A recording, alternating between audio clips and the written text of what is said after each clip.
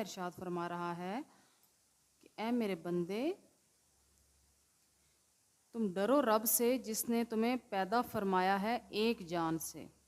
یعنی حضرت آدم علیہ السلام سے، اور پھر اسی سے اس کا جوڑا بنایا،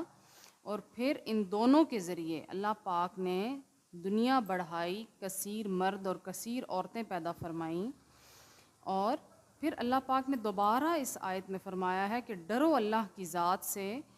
وہ رب ہے جس کے وسیلے سے تم دنیا میں بھی مدد مانگتے ہو، یعنی جس کی قسمیں کھاتے ہو، جس کے نام کی قسمیں کھاتے ہو، جس کے نام کا واسطہ دے کر تم ایک دوسرے سے مدد مانگتے ہو۔ تو اس رب سے ڈرو، جب تم ڈرتے نہیں تو تم کیا اس کے نام کی قسمیں کھاتے ہو؟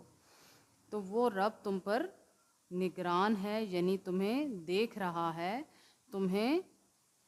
جان رہا ہے، جو کچھ تم کرتے ہو وہ سب وہ جاننے والا ہے۔